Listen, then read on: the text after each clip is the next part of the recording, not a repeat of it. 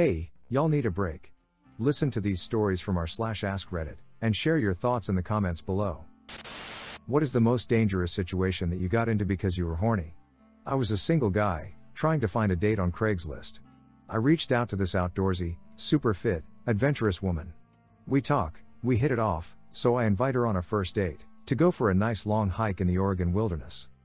I pick her up from her place. She had a backpack full of survival gear with a machete strapped to the side. I thought bringing it along was kind of weird, but my desire to spend some time with this girl clouded my judgment. We go out into the wilderness, go for a hike. It starts out great at first. A few miles in, we come across a river. We decide to go skinny dipping and had some crazy intercourse by the river. Afterwards, we are covered in mud and other things, but decide to start heading back. She decides she doesn't want to get dressed again. She also wants to take a shortcut, insisting she knows the way. This naked woman covered in mud pulls out her machete, and starts hacking away through the brush. Sticks and thorns from blackberries tear at her skin along the way, adding blood to the mixture of things on her body. We go her way for quite a while. She was growing increasingly frustrated and angry. Finally, I tell her that I think we are going the wrong way, and I was going to go a different way. She objected, but ultimately decided to start following me. I get us back to a highway, and kind of tease her that I was the one that figured it out. She then grabs some nearby roadkill and throws it at me. I was rather pissed about this, but I decided just to get this over with. We walk along the highway, her still naked, until we get back to my car. Only one person drove past us on the way back. I couldn't even imagine what they thought seeing me being followed by a muddy and bloody naked woman wielding a sword. I tell her she can't get into my car unless she puts her clothes back on. After some arguing, she finally does. We had a long and awkwardly quiet drive home. I dropped her off at her place, and never spoke to her again. Me and a buddy met some chicks at a bar one night, and instead of just bringing them back to our place, we thought it would be a good idea to take them fishing. 5 minutes into it, this chick is riding me. I figured out the following day my ass was directly on top of poison ivy. I don't know if anyone has ever had poison ivy all the way in the crack of your ass, but it's effing intense. Went on a first date with a girl and she asked me to meet her at her office downtown before going out. She worked downtown, so I didn't think much of it. I get to her office and she tried to sell me whole life insurance. I was talking to a guy online and thought he was super hot. At 17 years old, I drove 4 hours to meet an internet stranger and get some strange. Luckily, he was exactly who he said he was. My parents found out as I was driving home in a torrential downpour. My dad printed out statistics on internet stranger danger when I got home, and I was obviously grounded for a long time. Anyways, we're married now lol. When you tell your kids how I met your father, preface the story with, this was a very dangerous thing to do, and you should never do it the same. Lol, that's basically our agreement. I did have another internet pen pal on Neopets when I was 12 years old. But our parents knew of one another long before and spoke on the phone several times before allowing her to fly out and visit. That story has a happy ending as well, 14 years later, and we were bridesmaids in each other's weddings. Got drunk at a bar on a business trip. The bar was in a restaurant that closed pretty early. Was outside having a smoke when one of the employees came out after his shift and asked if I wanted to go to a party and meet some girls. I said yes. It was a crack house. I smoked crack because it seemed like a better idea than being murdered for being a narc. I was still wearing a suit and tie. The first time I've seen a story where smoking crack was arguably the smartest option. I once had a girlfriend who left a trail of her clothes leading to my bedroom, where she was waiting under the covers, naked, holding a diving knife between her breasts. She wanted to see if I'd look at her body first or the knife. She also gave me a vial of her blood as a present one time. My partner and I effed in a cornfield during harvest season and high as kites. The sound of an industrial harvester 20 feet to our left is what woke us up. They did see us and stopped the engine when my partner stood up, the tall ass Lamau. I got invited to what I thought was my colleague's birthday, but turned out to be her cousin's. I thought I'd make the best of it, but ended up too drunk. We started making out on a construction site which was muddy, and ended up being driven to her home in the boot of a van. We continued what we started in her room, but she was so loud. She had around 10 siblings living at the same house, mostly brothers. They started shouting and cussing since it was late. She told me to continue, and I did, since I was drunk. When they started furiously hammering on the bedroom door, she went out and they started physically fighting. Her mother gave me a death stare and I got my half-naked ass out of there, and realized I was in the middle of the woods God knows where. I ended up calling a friend who picked me and the girl up. She was physically thrown out of the house, and drove us home. Grateful for Google Maps.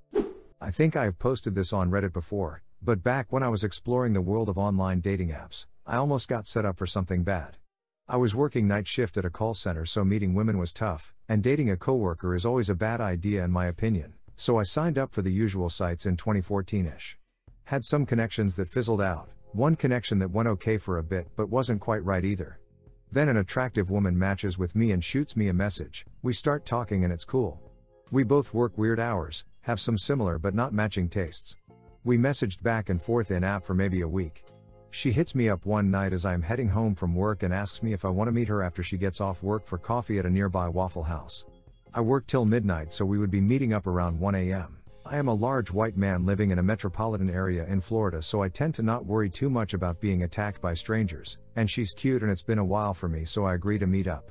I pull into the parking lot and the first thing I notice is, there is only one customer seated in the Waffle House, and it is clearly an elderly man. The parking lot has no street lights, so the only light in the lot is what spills out of the windows of the diner. Standing off to the side of the front of the building, you can just see several people milling about in a group. You can see a few cigs lighting up here and there in the group as people drag on them, and can just barely make out other people not smoking. Something like 4 to 6 people is what it looked like. Alarms go off immediately. So I park my car. Keep it running with the doors locked and lights on. And I shoot her a message in the app, asking if she is on the way. I see one of the people in the group pull up a phone like they are reading a message, and type a reply. She replies quickly that she is already inside. I ask if she's at the table or counter. She says she is sitting at a table waiting for me. And again, the only person in the group outside that I have seen use a phone, pulls theirs out exactly when she gets my message, types something into their phone, and then I get her response. So at this point I'm certain this is a setup. I text her back and ask if she is sitting at a table inside. Why is it I only see an elderly man eating alone and the staff working? Dude's phone lights up again, and then the group starts to move away from the building itself and towards my car, but it's already in gear and I just roll out of there. Her profile was deleted the following morning when I pulled up my messages. Probably avoided getting jumped and mugged that night. They probably thought fat nerdy guy would be an easy mark. Back in my day, not every horny teenager could just use the internet to look at boobs. Oftentimes you had to go out and find them yourself. So when my girlfriend at the time called and said that her folks were leaving and that I should come by, I did not hesitate. However, I lived in a somewhat rural situation. It was winter and I could not drive a car yet. Fortunately, these are but small inconveniences to the libido of a teen. I walked nearly 10 kilometers through a snowstorm and across a frozen lake for those boobs. The lake was not frozen enough. I very vividly remember the booming sounds and the feeling of the ice cracking and huge sheets shifting and shuddering under me while I was near the center of the lake. I thought I was going to die, but I thought about the boobs waiting on the other side even more. I managed to make it across the lake and the last little ways to my girlfriend's house. Unfortunately for me, it takes a few hours to do that trip. I was there for less than 10 minutes before her parents got home and kicked my thirsty ass back out into the snow, where I proceeded to walk 12 kilometers home, around the lake, still through a snowstorm. Uphill. I was traveling in Mexico with friends about 14 years ago. I was 20 years old. Before smartphones. I was at a club with my friends and I hooked up with a local, went home with him and didn't tell my friends where I was going. Ended up passing out during the deed and had some random girl and her partner were shaking me awake. Dunno where the guy I was hooking up with, there was just a bunch of randoms in this house. The girl was giving me a lecture on the drive home about how dangerous what I did was and that this is Mexico. I didn't know where I was and they ended up driving me back to my hostel at 4 a.m. And I didn't remember where it was, so they dropped me at a bus stop that I remembered was close by and managed to walk back. My friends walked in the room the next morning at 9 a.m. I thought it was hilarious at the time, and now when I think about it, it scares the crap out of me.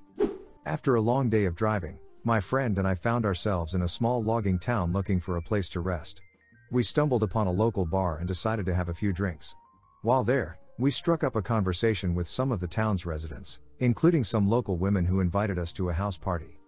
At the party, my friend hit it off with one of the girls and they ended up in her bedroom. However, to our surprise, the entire local football team showed up at the house shortly after. We were worried that we were in serious trouble, but to our amazement, they simply drove us back to our cars and told us to get the hell out of town. It seemed like country hospitality had prevailed. My ex locked me up in her room with her in it. Told me I couldn't get out unless we make up. So I literally had to F my way out of there. Similar. Friend wanted to date, but I wasn't super interested, having just gotten dumped and cheated on. So she locks her apartment door and sits in front of it until I agree to go out with her. I damn near made her run for the window. I didn't want to touch her in case she played the SA card. So I lied my ass out of there and thankfully only took an awkward hug and really crappy kiss. She proceeded to stalk me for 8 years. Checking in every so often to let me know she missed me lol. Got horny for a hot, broken, desperate genius from a family of monsters and ended up with 7 years of psychological, physical, financial, and intimate abuse. Destroyed my career, credit, and any chance of living the life I wanted to have in Austin. I escaped her for good in 2016 and I'll never be done recovering. 3 years later and the new guy she put through the same ringer decided enough was enough and shot her for it. Her mom lied to the news and said she was a veteran to get points with her friends. He's still in jail and won't ever get to complete college or find a life beyond the mistakes his pants made in his 20s. F you, Sam. I survived. I slept with a woman that had only been out of prison for 2 days on an attempted murder charge, after she served 7 years. She was supposed to be at a halfway house. I didn't trust her at all and I watched her every move. She was so hot though. And turns out she was pretty cool. Weird behavior at times but cool for the most part. I didn't get laid for a long time since I broke up with my ex, so when I matched with this plus-size chick on Tinder and as we started talking she called me over to her place and I didn't hesitate. I had some weed too. After smoking up, things got hot and heavy so went to her room. After bit of foreplay I was eating her out from the back, then I tasted something weird. So it turns out this chick had crapped herself when I was fingering her. I guess she had diarrhea. Or all that was rolling down her coochie. I almost threw up right there. I was down bad so we did the deed and after leaving her place on my way back, all I felt was disgust. She called me over again couple of times but I never went back. Was working an event with a coworker who was a looker. She wanted to sneak off and dance in the Garden of Good and Evil. We went into a closet and got down to it. Unknown to me, her boyfriend stood outside the door the whole time, holding a chair, which he hit me in the head like something out of 90s WWE. Was concussed with a hairline fracture in my skull. People nearby got him to the ground and he was arrested. Though I woke up in the hospital, I still think I won. At around 22 I met a gal online and went to meet her in person with sexual intentions. Got there and she was acting a little off. Come to find out she had taken some acid about an hour before. That wasn't a problem for me, I'm experienced in psychedelics. I have very long hair, had my hair down, beard, casual American Jesus look, right? Except she thought Jesus had actually come to have intercourse with her. Which was super intense once we got down to it, never had someone squirt that much ever. Afterwards she goes to clean up and I put my hair up. I'm relaxing, still mostly naked when she comes in and starts freaking out cause she doesn't know who the guy is that's in her room. She pulls a baseball bat out from behind the door and starts swinging, demanding who the F are you? I tried to talk her down but she's going full out bad trip. I darted around the room only to have her block the door, so I grab my pile of clothes and shoes and jump out the window. Make it to my car and jump in, trying to crank it to get the hell out of there when she comes running out and smashes my mirror off, luckily didn't get the windshield. The next day she was texting me apologizing asking me to come back over cause I left my vape there. I declined. Thanks for watching. Do you have any similar stories to share?